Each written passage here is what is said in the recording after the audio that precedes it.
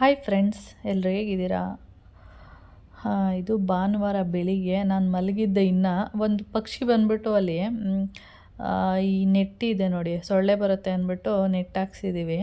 ಅಲ್ಲಿ ಬಂದ್ಬಿಟ್ಟು ಕುಟುಕ್ತಾ ಇದೆ. ಏನಿದೆ ಏನು ಅಂತ ಗೊತ್ತಿಲ್ಲ. ನಾನು ನೋಡಿದೆ, ಅಲ್ಲೇನೂ ಇಲ್ಲ, ಬರೀ ನೆಟ್ ಅಷ್ಟೇ ಇರೋದು.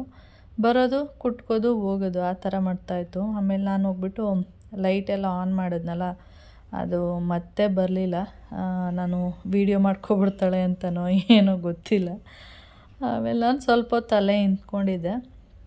ಅಂದರೆ ಆ ಕಡೆ ಹಿಂದೆ ಎಲ್ಲ ಕರಿಬೇವಿನ ಗಿಡ ಅದು ಇದು ಎಲ್ಲ ಇದೆ ಪಕ್ಕದಲ್ಲಿ ಸೈಟಲ್ಲಿ. ಅಲ್ಲಿ ಬಂದು ಈ ಥರ ಮಾಡ್ತಾ ಇದೆ. ಏನಕ್ಕೆ ಮಾಡ್ತಿದ್ದೋ ಏನೋ ಗೊತ್ತಿಲ್ಲ. ನಾನೇನಾದರೂ ಹುಳ ಗೀಳ ಇರ್ಬೋದು, ತಿನ್ನಕ್ಕೆ ಬಂದಿರ್ಬೋದು ಅಂತ ಅಂದ್ಕೊಂಡೆ. ಆದರೆ ಅಲ್ಲಿ ಏನೂ ಇರಲಿಲ್ಲ. ಕೆಳಕ್ಕೆ ಹೋಗ್ಬೇಕಾ? ಬೋರು ಆ ಕಡೆ ಬಂದವನಾ? ಮತ್ತೆ ಇಲ್ಲೂ ಅದೇ ಕಸ. ಈ ಕಡೆ ಬರ್ತಾನ?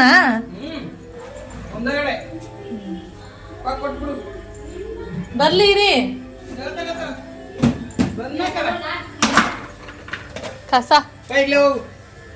ಅಲ್ಲೇ ಇಡಿ ಬಂದು. ಮಂಗ್ಲಮ್ಮ ನೀನು ವಿಡಿಯೋ ಮಾಡ್ಕೊತಾನೆ. ನಾ ಮಂಗ್ಲಕ್ಕ ನಾನು ವಾರ್ಗೀತಿ ಅಂತ ಹೇಳ್ಕಕ್ಕೆ. ಹ್ಞೂ, ರೆಡಿ ಆಗವ ನೀಟಾಗಿ. ಫೋಟೋ ಅಲ್ಲ, ವಿಡಿಯೋ. ಏನಂತ ಹೇಳ್ತಿ ಹೇಳು. ಏನಾಗ್ಬೇಕು ನಾನು ನಿನಗೆ ಅಂತ. ನಾನು ವಾರ್ಗೀತಿ ಅಂತ ಹೇಳ್ಕತೀನಿ ಅಂದೆ. ಅದಕ್ಕೆ ಏನು ಫೋಟೋದಲ್ಲಿ ನಿಂತ್ಕತ್ತಲ್ಲ ಹಿಂಗೆ ಸ್ಟಿಫ್ ಆಗಿ ಹಂಗ್ ನಿಂತಿರೋದು. ನಿನ್ನ ವಾರ್ಗೀತಿ ಅಂದ್ರೆ ಯಾರು ನಂಬರ್ ಮಂಗ್ಲಮ್ಮ? ಕೊನೆ ಮೈದ ಇದ್ರೆ ಚಿಕ್ಕ ಚಿಕ್ಕ ಹುಡುಗಿ ತಂದು ಮಾಡ್ಕೊಂಡ್ರೆ ಹಂಗೆ ಅನ್ನೋದು. ನಿಮ್ಮ ಅವ್ವನ ಅಂತ ಕೇಳ್ಬಿಡ್ತಾರ. ಆಮೇಲೆ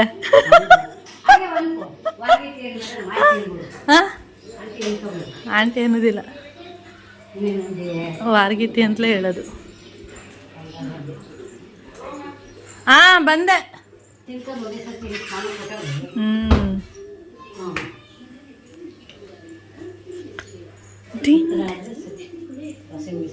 ಸ್ಟ್ಯಾಂಡೇ ತಂದಿಲ್ಲ ಇವರು. ಸ್ಟ್ಯಾಂಡ್ ತಗೋಬನ್ನಿ ಅಂತ. ಸ್ಟ್ಯಾಂಡ್ ಇಲ್ಲ ಅಂದ್ರೆ ಒಂಥರ ಯೂಸು. ಇಲ್ಲ ಕನೆಕ್ಷನ್ ಕೊಟ್ಟಿದ್ರು ಅಲ್ಲಿ. ಇದು ಅಂದ್ರೆ ಸ್ವಿಚ್ ಮಾತ್ರ ಹಾಕಿದ್ರು. ನಲ್ಲಿ ಪಾಯಿಂಟ್ ಅಲ್ಲಿ ಇವರು ಹೊಸ್ದಾಗಿ ಕೊಟ್ಟವ್ರು. ಸ್ಟ್ಯಾಂಡ್ ಇದ್ರೆ ಏನಾಯ್ತು ಗೊತ್ತಾ ಮಂಗ್ಲಮ್ಮ? ಇದು ಒಗಿತಾ ಶೇಕ್ ಆಗುತ್ತಲ್ಲ, ಆ ಕಡೆ ಈ ಕಡೆ ಹೋಗುತ್ತೆ, ಜರುಗುತ್ತೆ. ಹೌದು, ಇದಿಲ್ಲ ಅಂದ್ರೆ ನೀಟಾಗಿ ಅವಾಗ ಸ್ವಲ್ಪ ಹಿಂದೆ ಮುಂದೆ ಹೋಗೋದು. ಮುಂದಕ್ಕೆ ಬರ್ತದೆ, ಹಿಂದೆ ಹೋಗಲ್ಲ. ಅಕಸ್ಮಾತ್ ಸ್ಟ್ಯಾಂಡ್ ಹಾಕಿದ್ರೆ ಏನಂದ್ರೆ ಕಸ ಗುಡ್ಸಕ್ಕೆ ಮೇಲೆ ಇದೆಲ್ಲ ಏನಂದ್ರೆ ತೆಗಿತೀವಲ್ಲ, ಅವಾಗ ನೀರೆಲ್ಲ ಬಿಡ್ತೀವಲ್ಲ, ಅವಾಗ ಇದೆಲ್ಲ ಹೋಗುತ್ತೆ ಅಂತ ಅಷ್ಟೇ. ಹಿಂಸೆ, ಧೂಳೆಲ್ಲ ಹೋಗಿ ಒಳಗೆ ಇರುತ್ತೆ. ನಿಜ.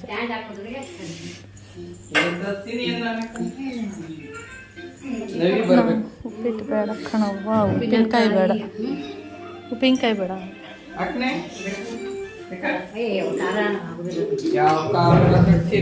ಮೆಣಸಿಗೆ ಖಾರ ಇಲ್ಲ. ಅವತ್ತು ಹಂಗೆ ಮಾಡಿ ಇವತ್ತು ಒಂದ್ ವಾರದಲ್ಲಿ ಉಪ್ಪಿಟ್ಟೆ. ನಾದ್ನಿ ಬತ್ತಾಳೆ ಅನ್ಬಿಟ್ಟು ಫಟಾಫಟ ಅಂತ ಮಾಡ್ಬಿಟ್ಟು ಆದಾಗ ಬಂದೆ. ಅಲ್ಲ ಸ್ವಲ್ಪ ಮಾಡ್ಬಿಟ್ಟ.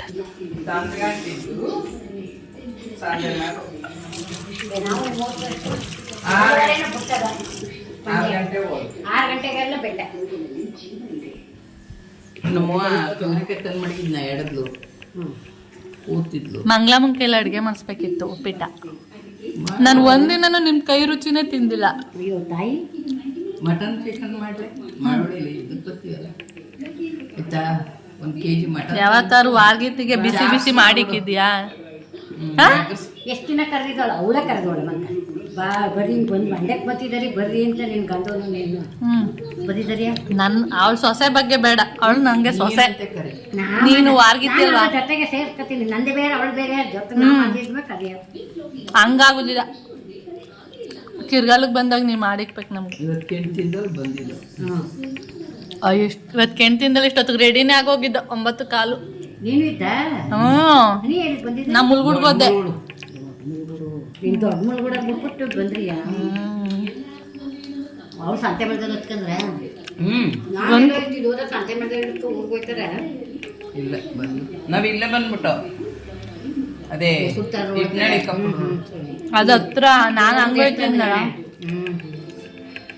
ಆಮೇಲೆ ಇವ್ರ ನಾದ್ನಿ ಬೇರೆ ಅಲ್ಲಿ ಬಂದು ಕೂತಿದ್ರ, ಹಂಗೆ ಕರ್ಕೊಂಡು ಇದಕ್ಕೆ ಹೋಗ್ಬೋದಿತ್ತು. ಎಲ್ಲಿ ಗೊತ್ತಾ? ಕಾಗೆಪುರ. ಕಾಗೆಪುರ ಅಲ್ಲ ಹಂಗೂ ಹೋಗ್ಬಿಟ್ಟು ಆ ಚಿಕ್ಕ ಮುಲ್ಗುಡ್ಗಣೆ ಟರ್ನ್ ಮಾಡ್ಕೊ ಹೋಗ್ಬೋದಿತ್ತು. ಚಿಕ್ಕ ಮುಲ್ಗುಡ್ಗ ಅನ್ನೋದಕ್ಕಂತಡ್ಡಿ ಸುತ್ತಗಟ್ಟೆ ಅಲ್ಲ ಸುತ್ತಕಟ್ಟೆ ಕೇಳಿ ಹೇಳಿ ನಿಮ್ಮನೆ ಅಲ್ಲ ಸುತ್ತಕಟ್ಟೆಗೆ ಹೋದ್ರೆ ಹಿಂಗ್ ಬಂದ್ ಪುನಃ ನೀವು ವಾಪಸ್ ಬರ್ಬೇಕು. ಚಿಕ್ಕ ಮುಲ್ಗುಡ್ಗ ಆದ್ರೆ ಹಿಂಗ್ ಹೋಗ್ಬಿಟ್ಟು ಹಂಗೆ ಹೋಗ್ಬೋದಿತ್ತು, ಸುತ್ತಂಗಿರ್ಲಿಲ್ಲ. ಅರ್ಥ ಆಯ್ತಾ? ನನ್ನ ಹಾಕೊಂಡ್ರ ಸುತ್ತಿ ಮೈಲಾರಿ ಸುತ್ಕೋಗ್ಬಿಡು. ಹಾಗೆ ಪುರ್ತ ಬಂದು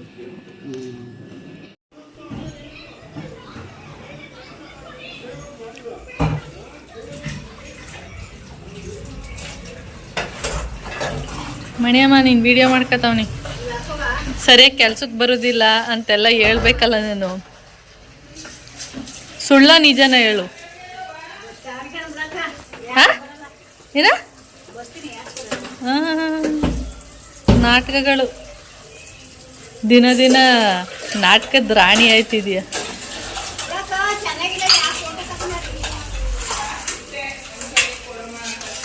ಝೂಮ್ ಮಾಡಿ ತೆಗಿತೀನಿ.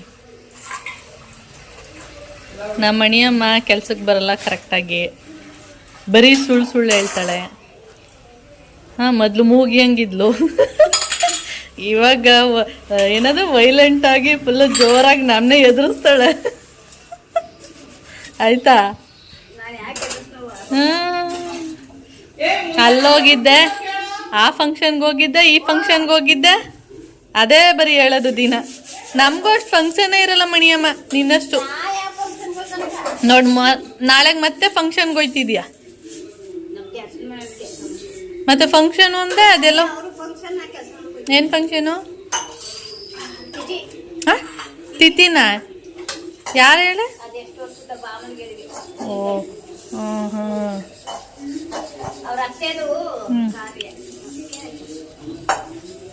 ಆಯ್ತು ಮಾಡವ. ನಿನಗೆ ಹೆದರ್ಕೊಂಗಾಗಿದ್ವಿ ನಾವು ಈಗ. ಫುಲ್ಲು ಭಯ. ಮಣಿಯಮ್ಮ ಬಂದ್ರೆ ಅಯ್ಯೋ ಖುಷಿ, ಇಲ್ಲ ಅಂದ್ರೆ ಅಯ್ಯೋ ಎದುರಿಸ್ತಾಳೆ ಅಂತ. ಅವೇ ನೀನು ಬಂದು ಕೆಲಸ ಮಾಡ್ತೀಯ ಅಂದ್ಬಿಟ್ಟು ನಾನು ಇಲ್ಲಿ ಬಂದು ಒಂದು ವಾರ ಇರಬೇಕಲ್ವಾ?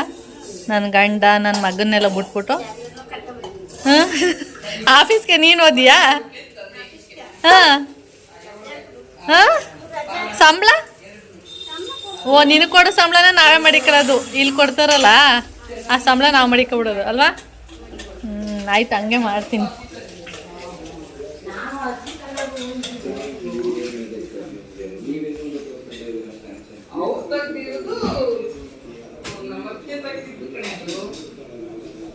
ಚೆನ್ನಾಗಲ್ಲ ಸೀರೆ? ಇದು ಎರಡು ಚೆನ್ನಾಗವೆ. ಇದು ಚೆನ್ನಾಗವೆ. ಹಾಂ, ಹೇಳ್ತೀವಿ. ಇದು ಕ್ವಾಲಿಟಿ ಚೆನ್ನಾಗಿದೆ. ಚೆನ್ನಾಗಿಲ್ವ ಕ್ವಾಲಿಟಿ? ಚೆನ್ನಾಗಿದೆ ಅದು.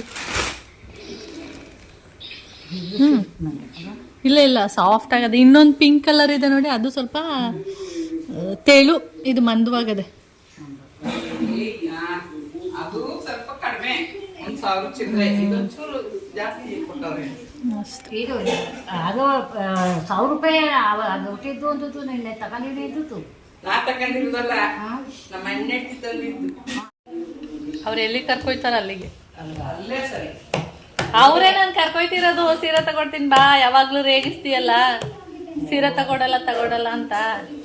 ಅದಕ್ಕೆ ಬಾ ಸೀರೆ ತಗೊಡ್ತೀನಿ ಅಂತ ಕರ್ಕೊಯ್ತು. ಒಂದ್ ಸೀರೆನೂ ತಗೊಟ್ಟಿಲ್ಲ ಮಂಗ್ಲಮ್ಮ.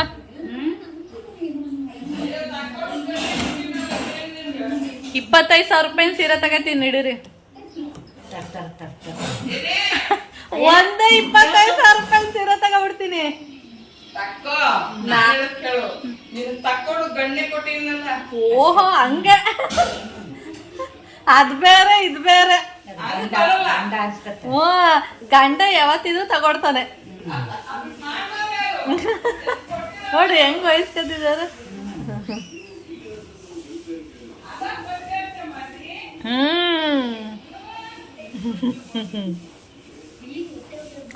ಅಣ್ಣ ಮಂಗ್ಲಮ್ಮ, ನನ್ನ ವರ್ಗಿತ್ತಿ ಹೆಂಗ್ ಕಾಣಿಸಿದೀವಿ, ವರ್ಗಿತ್ತಿರು. ಓ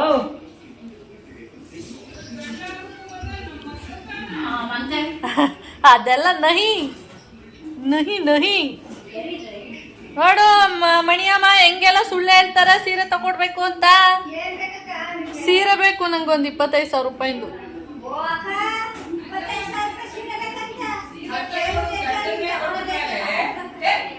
ಸೀರೆ ತಕೊಂಡು ಗಂಡನ್ನೇ ಕಟ್ಟಿದ್ಮೇಲೆ ನಾವು ಕೊಟ್ಟದ್ದು ತಾನೇ ತಗೊಂಡಿರೋದು ನೀವು.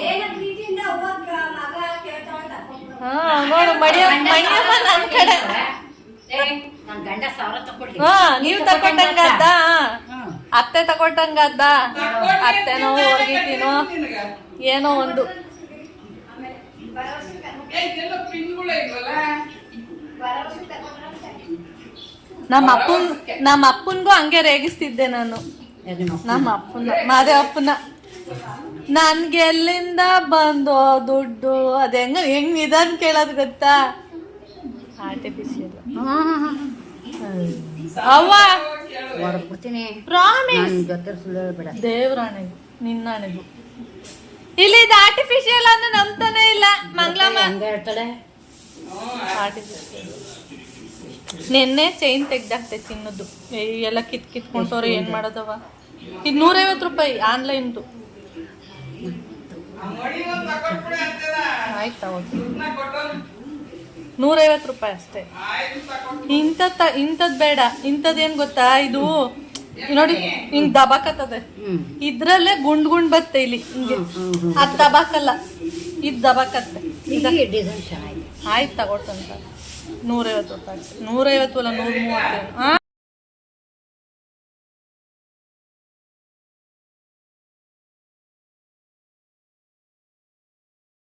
ಪಕ್ಕದಂಗೆ ಸಿಕ್ಕುತ್ತೆ. ಇನ್ನೂ ತೋರಿಸ್ತೇನೆ. ಯಾವ ಪತ್ತೆ? ಪಕ್ಕದಂಗೆ ನೆಕ್ಲೆಸು ಸರ ಅದು ಲಿಂಗಾಯತ ಹೊತ್ತಿಗೆ ಕೊಟ್ಟಿದ್ದು ಅಂತ ಎಷ್ಟು ಅಂತಿತ್ತು, ಚೆನ್ನಾಗಿದೆ ಅಂತ ಇಟ್ಕೊಂಡು. ಅದು ಗೊತ್ತಿಲ್ಲ. ಆನ್ಲೈನಲ್ಲಿ 300 ರೂಪಾಯಿ ಸುಮ್ಮನೆ ತೋರಿಸ್ಕೊಡ್ತೀನಿ. ಹಾಂ ಓಕೆ. ಹಾಗೆ ನಾನು ಮತ್ತು ನಮ್ಮ ಪುಡ್ತೇವ ಮತ್ತು ಮಂಗ್ಲಮ್ಮನೂ ನನಗೆ ಓರ್ಗೀತಿ ಆಗಬೇಕು. ಅವರು ಮತ್ತು ನಾನು ನಮ್ಮ ಪುಡ್ತೇವ 3 ಜನನೂ ಹೊರಟ್ವಿ. ಹಾಗೆ ಫಸ್ಟು ಮಣಿಯಮ್ಮನ ಬಗ್ಗೆ ಹೇಳ್ಬಿಡ್ತೀನಿ. ಮಣಿಯಮ್ಮ ಸುಮಾರು ವರ್ಷದಿಂದ ಕೆಲಸ ಮಾಡ್ತವ್ರೆ. ಸುಮಾರು ಅಂದರೆ ಒಂದು 10 ವರ್ಷನೇ ಆಗಿರ್ಬೋದು ಅಂತ ಅಂದ್ಕೊಂಡಿದ್ದೀನಿ. ಇಲ್ಲಾಂದರೆ 7-8 ವರ್ಷ ಅಂತೂ ಆಗಿದೆ. ಅಷ್ಟು ವರ್ಷದಿಂದನೂ ಕೆಲಸ ಮಾಡ್ತಿದ್ದಾರೆ ನಮ್ಮ ಮನೇಲಿ. ಇತ್ತೀಚೆಗೆ ಸುಮಾರು ವರ್ಷದಿಂದ ಒಂದು 4-5 ವರ್ಷದಿಂದ ಸರಿಯಾಗಿ ಕೆಲ್ಸಕ್ಕೆ ಬರಲ್ಲ. ಯಾವುದೋ ಒಂದು ಟೈಮಲ್ಲಿ ಬರ್ತಾರೆ, ಕೆಲಸ ಮಾಡ್ತಾರೆ, ಹೋಗ್ತಾರೆ. ಅದು ನಾವೆಲ್ಲ ಇದ್ದೀವಿ ಅಂದರೆ ಬರೋದೇ ಇಲ್ಲ. ಅದಕ್ಕೆ ನಾನು ಆವಾಗವಾಗ ರೇಗಿಸ್ತಾ ಇರ್ತೀನಿ ಅವರಿಗೆ. ಏನಂದರೆ ನಾವೆಲ್ಲ ಇದ್ದರೆ ಸ್ವಲ್ಪ ಕೆಲಸಗಳು ಜಾಸ್ತಿ ಅನಿಸುತ್ತೆ ಅಲ್ವಾ. ಅದರಿಂದ ನಾವು ಬಂದಿದ್ದ ದಿನ ವಿಷಯ ಗೊತ್ತಾಗ್ಬಿಡುತ್ತೆ ಅಂದ್ಕೊಳ್ಳಿ, ನಾವು ಬಂದಿದ್ದೀವಿ ಅಂತ. ಆವಾಗ ರಜೆ ಹಾಕ್ಬಿಡೋದು. ಅದಕ್ಕೆ ರೇಗಿಸ್ತಾ ಇರ್ತೀವಿ ಅಷ್ಟೇ. ಓಕೆ, ನಾವು 3 ಜನನೂ ಹೊರಟು ಮಂಗ್ಲಮ್ಮ ಬಂದು ಅವರು ಎಲ್ಲಿ ಕಿರ್ಗಾಲ್ ಸಂತೆ ಮಳದಲ್ಲಿ ಇಳ್ಕೊಂಡು ಅವರು ಮಂಡ್ಯಕ್ಕೆ ಹೋಗ್ತೀನಿ ಅಂತೇಳಿ ಅಲ್ಲಿ ಇಳ್ಕೊಂಡ್ರು. ನಾವು ಹಾಗೆ ಅದೇ ಬಸ್ಸಲ್ಲಿ ಮೈಸೂರಿಗೆ ಹೋಗ್ತಾಯಿದ್ದೀವಿ.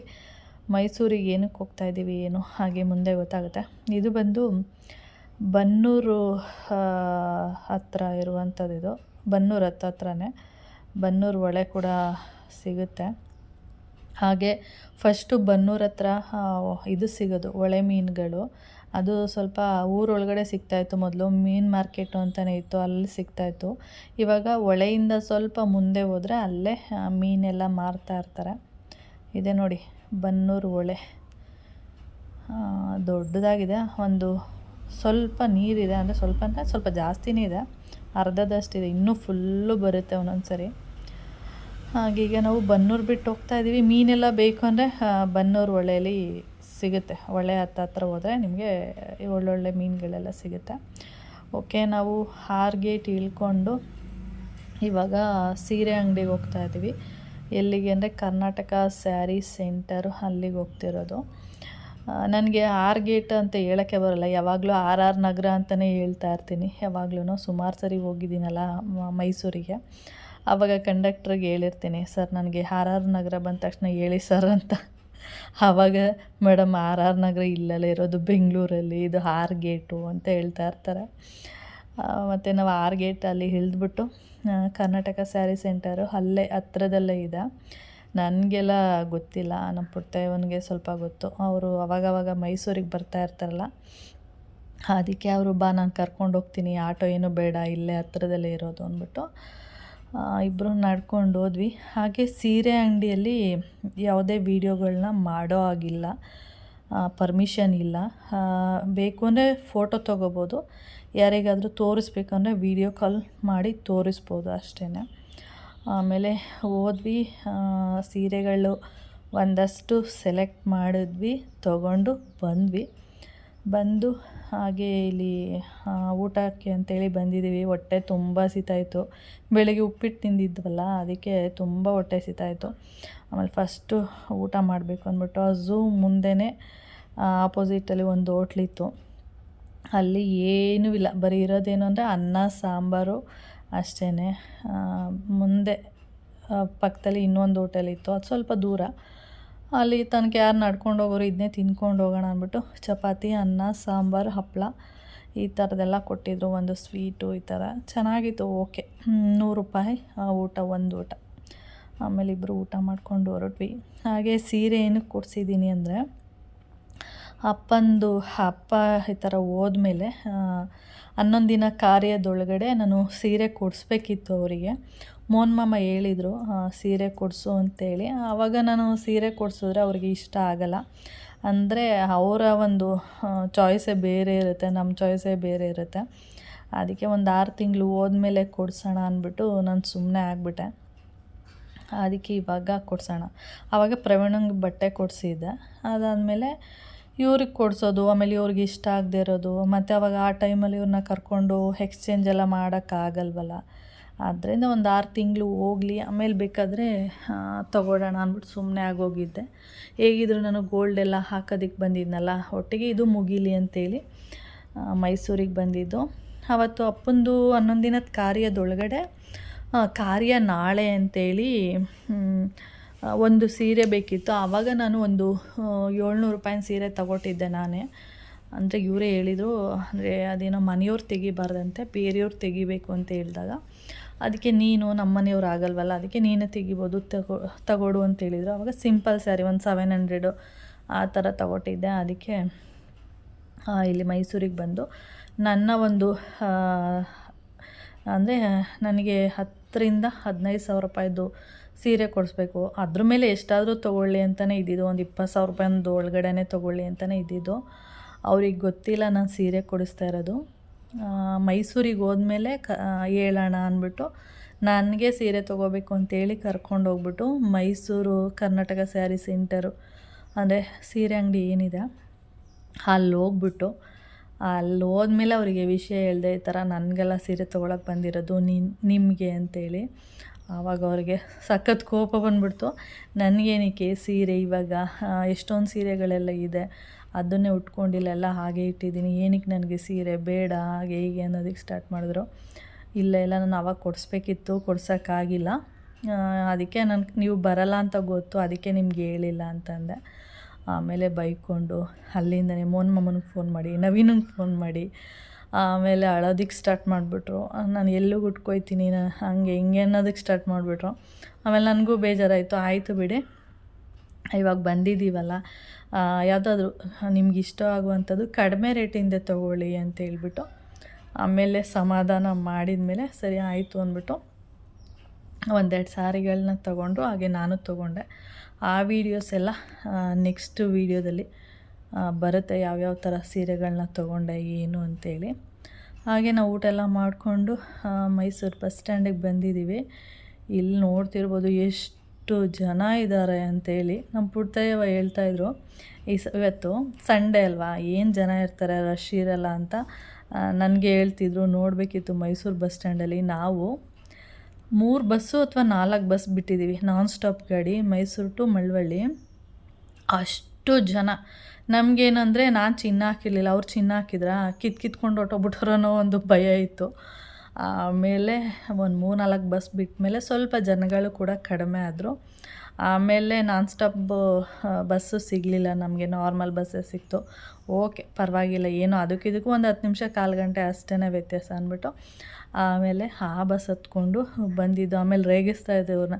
ನೋಡಿದ್ರೆ ನೀವು ಹೇಳ್ತಾಯಿದ್ರಿ ಇವತ್ತು ಸಂಡೇ ರಶ್ ಇರಲ್ಲ, ಏನಿರಲ್ಲ, ಫ್ರೀಯಾಗಿರ್ತಾರೆ, ಅಂದರೆ ಫ್ರೀ ಇರುತ್ತೆ ರೋಡು, ಬಸ್ಸು ಖಾಲಿ ಇರುತ್ತೆ ಅಂತ ಹೇಳ್ತಿದ್ರಿ. ನೋಡಿದ್ರೆ ಎಷ್ಟು ರಶ್ ಇತ್ತು ಅಂತೆಲ್ಲ ಹೇಳ್ತಾಯಿದ್ದೆ. ಕಣ್ಮಗ, ಎಷ್ಟು ಜನ ಬಂದರು ನೋಡು, ಎಲ್ಲ ಫ್ರೀ ಬಸ್ ಸವಾಸ ಇದು ಅಂತ ಹೇಳ್ಕೊಂಡು ಹೇಳ್ತಾಯಿದ್ರು ನನಗೆ. ಅದಾದಮೇಲೆ ಹಾಗೆ ಬರಬೇಕಾದ್ರೆ ಆಟೋದಲ್ಲಿ ಹಾಗೆ 1-2 ಪಾನಿಪುರಿ ಎಲ್ಲ ತೊಗೊಂಡು ಮನೆಗೆ ಬಂದ್ವಿ. ಹಾಗೆ ಮನೆಗೆ ಬಂದಮೇಲೆ ಹಾಗೆ ಊಟ ಗೀಟ ಮಾಡಿಕೊಂಡು ಕೂತಿದ್ದೆ. ಹಾಗೆ ನಮ್ಮ ಪುರ್ತೇವ ನಮ್ಮ ಮೈನಿಗೆ ಫೋನ್ ಮಾಡಿಬಿಟ್ಟು ಹೇಳ್ತಾ ಇದ್ದಾರೆ, ಏನು ಹೇಳ್ತಿದ್ದಾರೆ ಅಂತ ಅದನ್ನು ಹಾಕ್ತೀನಿ. ಓಕೆ, ಹಾಗೆ ಈ ವಿಡಿಯೋನೂ ಕೂಡ ಇಲ್ಲಿಗೆ ಎಂಡ್ ಮಾಡ್ತೀನಿ. ನಿಮಗೇನಾದರೂ ವಿಡಿಯೋ ಇಷ್ಟ ಆದರೆ ಲೈಕ್, ಶೇರ್, ಕಾಮೆಂಟ್ ಮಾಡಿ. ಹಾಗೆ ಯಾರಾದರೂ ಫಸ್ಟ್ ಟೈಮ್ ಏನಾದರೂ ನನ್ನ ಚಾನಲ್ನ ನೀವು ನೋಡ್ತಾ ಇದ್ದರೆ ಅಥವಾ ಇಷ್ಟ ಆದರೆ ಪ್ಲೀಸ್ ಸಬ್ಸ್ಕ್ರೈಬ್ ಮಾಡ್ಕೊಂಡು ನೋಡ್ತೀರಾ ಅಂತ ಅಂದ್ಕೊಂಡಿದ್ದೀನಿ. ಓಕೆ, ಬಾಯ್. ಮೈಸೂರು ನಾವು ಚೆನ್ನಾಗಿರೋದು ಒಂದು ಮೈಸೂರು ಸೀರೆ ತಗೋಬೇಕು, ತಗೊಂಡ್ರೆ ಬಹುವ ನಂಗೆ ಗೊತ್ತಾಗಲ್ಲ ಅಂತ ಅಂದ್ರು. ಮೈಸೂರಿಗೆ ಬಂದಿರೋ ಬಹುವ ಅಂತ ನಾನು ನಡೆಯೋರು ತಕ್ಕವೆ ಹೆಂಗಾರ ನನಗೇನು ಜೊತೆ ಬರೋಕ್ಕೆ ನಡಿ ಬರ್ತೀನಿ ಅಂದ್ಬಿಟ್ಟು ಹೋದೆ. ಈಚಿಂದ ಹೋಗಿ ರಶ್ ಇಲ್ಲ, ಓದು ಕರ್ಕೊಂಡೋಗ್ಬಿಟ್ಟು ನನ್ನ ಸೀರೆ ತಕ್ಕೋ ಒಂದು 15,000-20,000 ಅಂತ ಅಂದ್ಬಿಟ್ಟು ನಿನ್ಗೆಕಂತ ತಕ್ಕವ ಅನ್ನೋದಾ? ತಲೆಗೆ ಬುದ್ಧಿ ಬೇಡ ಇವಳಿಗೆ. ನಂಗೆ ಅಳನೆ ಬಂದ್ಬಿಡ್ತು. ನನಗೆ ಈಗ ಈ ಸೀರೆ ಉಟ್ಕೊಂಡು ನಾನು ಯಾವ ಸೋಕಿ ಮಾಡೋನು, ಸಾಕು ಇರೋವನ್ನೇ ಉಟ್ಕೋಕೆ ಯೋಗ ಇಲ್ಲ. ನಂಗೆ ಸೀರೆ ಏನು ಬೇಡ, ನೀ ಪ್ರೀತಿನೇ ಸಾಕು. ನಡಿ ಬಾಯಿ ಮುಚ್ಕೊಂಡು ಒಂದು ತಕ್ಕಂದು ಅವಳಿಗೆ ತಕ್ಕಂದು ನಾನು